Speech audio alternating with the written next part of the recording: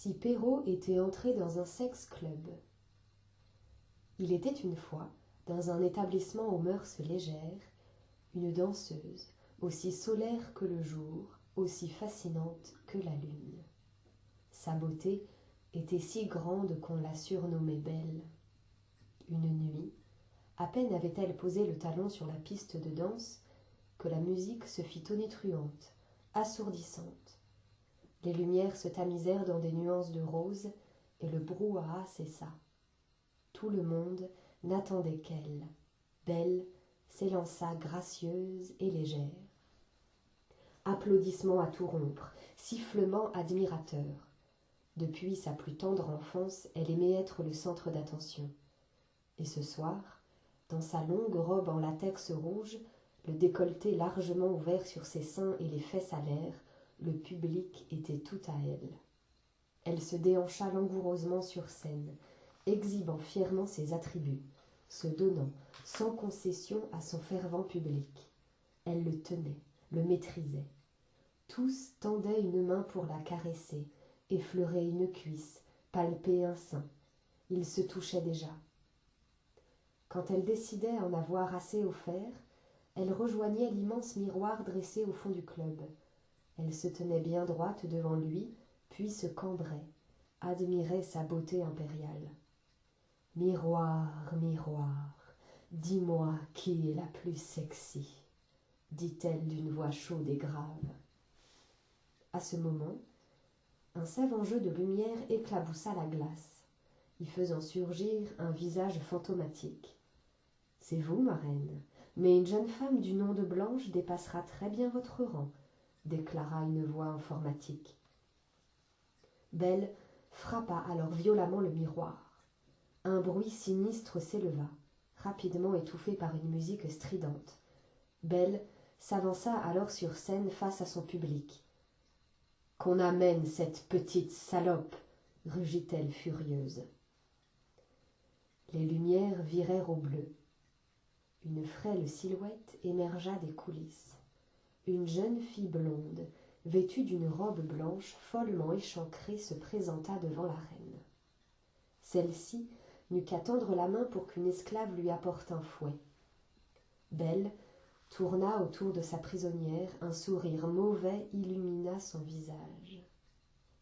D'un coup, elle arracha la robe de la malheureuse qui se retrouva nue, seul son porte-jartel blanc fut épargné, ce qui provoqua l'hilarité générale.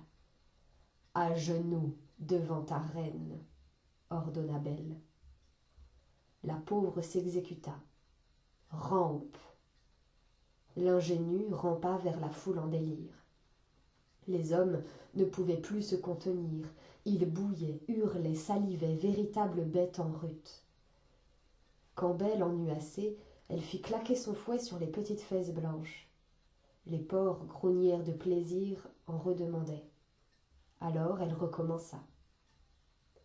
D'un mouvement rapide, elle plaqua sa victime sur le sol et la tira par les cheveux, offrant son visage de sainte martyrisée au public. La lumière d'un spot tomba sur elle comme une pluie dorée. Les messieurs, ne pouvant plus se dominer, se lâchaient. D'autres tendaient un billet à une collègue et finissaient leur soirée dans une loge privée. Les plus fauchés s'en retournaient à leur voiture, des idées plein la tête. Belle, majestueuse, palpitante, contemplait ses fans. Elle leur adressa un baiser enjôleur, et le noir envahit la scène. Elle aida sa camarade à se relever et déposa un baiser sur sa joue. Elles quittèrent la piste. « Il faut réparer les câbles qui maintiennent le miroir, » indiqua Belle à un technicien qui remontait sa braguette. « Ils vont finir par lâcher depuis le temps que je le dis. » Margot lui fit signe de la rejoindre. Elle se fraya un chemin jusqu'au bar. « Mes compliments. Il n'avait Dieu que pour toi. Pas un ne commande au bar quand tu joues. » Belle s'accouda au zinc pour respirer. Elle sentait la sueur perler sur son front. Elle laissa son pouls ralentir doucement. « Tiens, ma belle, je t'ai préparé ce que je fais de mieux. » Margot lui tendit un cocktail rouge ardent. Des grosses bulles remontaient paresseusement à la surface pour s'y laisser mourir. La stripteaseuse en but une gorgée. Son palais crépita, sa langue s'enflamma. Enivrée par la mixture, elle demanda quels étaient les ingrédients. « C'est un secret, je peux simplement dire qu'il contient de la pomme, une pomme bien rouge, bien mûre. » Belle sirotait sa boisson avec avidité sur le regard attentif de la barmaid. La substance descendait lentement en elle, allumant sur son passage des feux de joie, libérant des enzymes bienfaitrices, diffusant une douce musique. Au fond, un goût inconnu, amer, presque acide, rapidement enseveli sous la chaleur du sucre. « Honnêtement, reprit Margot, je ne pensais pas qu'une nouvelle pourrait égaler mon spectacle. C'était quoi déjà ? J'étais en sous-vêtements avec une simple cape et un balai en forme de phallus. J'étais une sorcière. Ah oui, je me souviens, fit Belle qui ne s'en souvenait pas du tout. Je suis très heureuse pour toi, profite bien, avant de te retrouver derrière ce bar, murmura la barmaid dans un grand sourire. Belle le lui rendit timidement. Elle n'avait jamais beaucoup parlé à Margot. D'ailleurs, plus personne ici ne lui parlait vraiment. Les collègues évoquaient un grave accident concernant une ancienne danseuse et la soupçonnaient d'en être responsable. Une vague de fatigue emportait soudainement Belle vers le sommeil. La sensation était si forte, ses paupières pesaient si lourd. Elle devait rejoindre les loges, se reposer un instant, rien qu'un instant. Elle tenta de se frayer un chemin à travers les corps humides et chauds des hommes. On la touchait, la léchait, on pinçait ses seins, on claquait ses fesses. Elle ne parvenait même plus à riposter. Elle se laissait faire, chancelante, évaporée. Elle trébucha et se rattrapa à l'épaule d'un homme grand et mince, très élégant dans un uniforme blanc. Il était blond et jeune. Il était tellement beau. Il portait des gants blancs immaculés et sur la tête une couronne qui scintillait. Il s'approcha d'elle et d'une voix d'enfant lui annonça « Je n'ai jamais parvenu à faire jouir une femme. » Elle ne comprit pas, voulut lui faire répéter, mais emportée par la foule, elle le perdit de vue. On l'emmenait dans une loge privée. Elle chercha à se débattre, à résister. Elle perdit un talon dans la bataille. Une main lui saisit le bras et l'extirpa de cette marée humaine. Avachie contre ce corps qui la soulevait, elle se laissa faire. Ils entrèrent dans les loges des danseuses. L'homme la fit s'allonger sur le canapé. Elle reconnut le patron du club. Il lui tapota la joue. « Qu'est-ce que t'as encore avalé, salope ?» soupira-t-il en lui ouvrant grand un œil. Belle ne pouvait plus bouger. Ses membres ne répondaient plus. Elle était figée, statue de sel, pleinement consciente, mais corps éteint. Son cerveau envoyait l'ordre à ses mains de repousser ce porc, de le rejeter hors d'elle, mais ses poings restaient fermés. Il criait aux jambes de lui donner un coup bien placé, mais elle ne répondait pas. Il exigeait que la gorge s'ouvre dans un cri, mais elle demeurait obstinément close. Alors, le monstre se mit sur elle, baissa son pantalon et la pénétra. Il lui faisait mal. Toute sa peau s'enflammait, ses fibres s'électrisaient, son sang se glaçait dans ses veines. Elle aurait voulu fermer les yeux, ne pas assister à la scène, se retirer en elle-même pendant le méfait, se retourner dans un coin sombre et prier. Toute la scène lui fut infligée. Les mains du démon sur ses seins, son haleine putride dans ses narines, son phallus déformé par le besoin. Dans un soupir rauque, le diable cracha sa semence en elle. Elle lui brûlait les chairs. Une larme roula sur sa joue. Enfin, le rideau tombait. On sonnait la fin de l'acte, la fin de la tragédie. « Levez-vous, messieurs, dames, et rentrez chez vous. » Le visage du violeur passa de l'extase au doute, puis à la frayeur.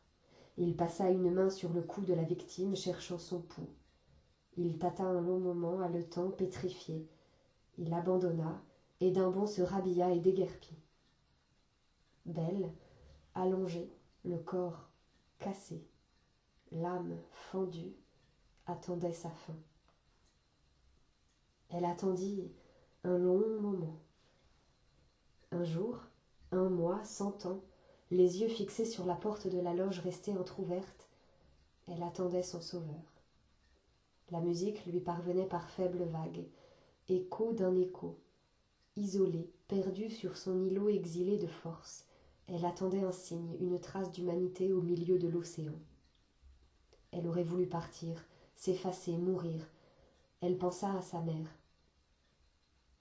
Une main gantée apparut. Elle poussa la porte. C'était lui, le prince oublié dans la salle de danse, celle qu'elle avait croisée. Il fit un pas vers la victime. Sous les ampoules des miroirs, tout brillait. Sa couronne, ses dents, ses bottes cirées, l'épée qu'il portait à la ceinture. Il avança lentement dans sa direction comme un ange intimidé. Qu'il était beau! Sa peau de nacre s'alliait parfaitement à l'azur de ses yeux. Son sourire était une bénédiction, annonçant le salut de l'âme, l'absolution totale. Son bras gauche assurait la justice aux blessés, aux vaincus, aux abandonnés. Son bras droit apportait le châtiment aux fous, aux irresponsables, aux criminels. Dans une main, il tenait une chaussure en plastique transparent, vulgaire, élevée sur un talon vertigineusement provoquant. Encore un pas et il se figea au milieu de la pièce dans une horrible grimace. Et il fit demi-tour. Dans sa fuite, il se heurta à Blanche et disparut. La jeune femme se jeta près du corps expirant. Elle prit la main de son amie et approcha ses lèvres de celles de Belle. Elle y déposa un baiser rapide, simple, prude. Rien. Elle y mit alors plus de passion, plus d'énergie, plus d'envie. Toujours rien. Elle lui donna le baiser le plus violent, le plus sauvage, le plus acharné qu'elle n'ait jamais donné. Sans résultat.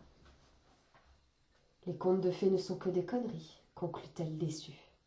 Puis, elle fouilla dans son soutien-gorge et en sortit une petite pilule. Elle ouvrit la bouche de la malheureuse et y glissa le comprimé sous la langue. La réaction fut immédiate. Le corps de la morte se souleva à plusieurs reprises, pris de spasmes. Il se soulevait et retombait, comme si quelque chose voulait en sortir. La malade sortit brusquement de sa latence pour cracher ce qui l'empoisonnait. Un minuscule pépin de pomme. « On se casse !» annonça Blanche en l'aidant à se lever. Bras dessus, bras dessous, elles quittèrent les loges pour traverser la salle de danse.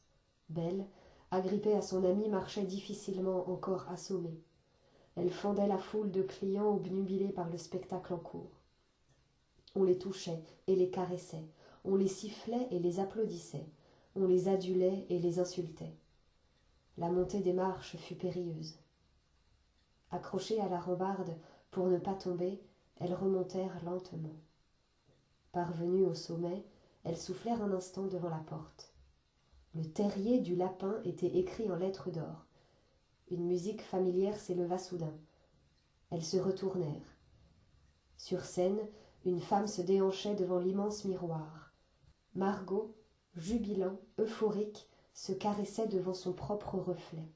« Miroir, miroir, dis-moi qui est la plus... » Les câbles lâchèrent dans un claquement, et le miroir se renversa lentement sur elle, comme au ralenti. Complètement absorbée par son image, elle n'eut pas le temps de réagir. Un bruit assourdissant, sinistre. La musique se tut. Les spectateurs, figés, contemplaient la scène. 1000 éclats de miroirs, aussi fins que des lames, recouvraient la piste de danse. Au milieu, la stripteaseuse allongée, semi-inconsciente. On retenait son souffle, on n'osait pas bouger. Elle se redressa lentement, rigide, comme revenue d'entre les morts. La lumière d'un spot tomba sur la jeune femme blessée, illuminant un visage ensanglanté, incrusté de morceaux de verre. Elle entrevit son reflet dans un débris de miroir. « Mon visage ! Mon visage !» hurla-t-elle comme une folle. Belle et Blanche quittèrent les lieux. Minuit sonnait. C'était une histoire de Hélène Lefebvre.